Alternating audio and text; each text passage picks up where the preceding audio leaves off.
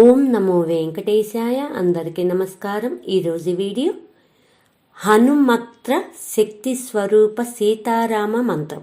జై శ్రీరామ్. ఓం అయోధ్యాపురనేతారం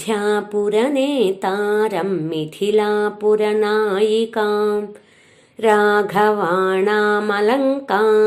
వైదేహానామలంక్రియాం రఘూణాం కులదీపం చ నిమీనాం కులదీపికాం సూర్యవంశసముద్భూతం సోమవంశసముద్భవాం పుత్రం దశరథస్యాద్యం పుత్రీం జనకభూపతేః వసిష్ఠానుమతాచారం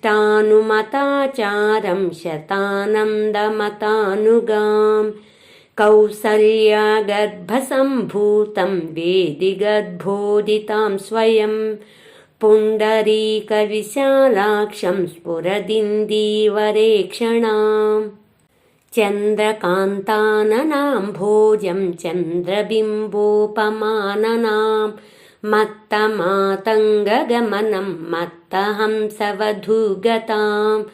చందనాద్రభుజామద్యం కుంకుమాద్రకుచస్థలీం చాపాలంకృతహస్తాబ్జం పద్మాలంకృతపాణికాం శరణాగతగోప్తారం ప్రణిపాదప్రసాదికాం కాలమేఘనిభం రామం కార్తస్వరసమప్రభాం దివ్యసింహాసనాసీనం దివ్యసర్వస్త్రభూషణాం అనుక్షణం కటాక్షాభ్యాం అన్యోన్యేక్షణకాంక్షిణౌ అన్యోన్యసదృశాకారౌ త్రైలోక్యగృహదంపతి ఇమౌ యువాం ప్రణమ్యాహం భజామ్యద్య కృతార్థతాం అనేన స్తౌతి యః స్తుత్యం రామం సీతాం చ భక్తితః తస్య తౌ తన్నుతాం పుణ్యః సంపదః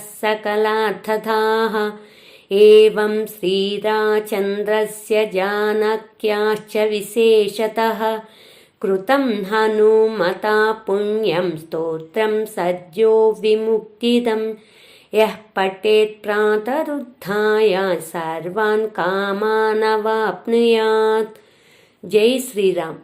please subscribe, please like, share, comment. మరిన్ని శ్లోకాలతో నెక్స్ట్ వీడియోలో కలుద్దాం. ధన్యవాదములు.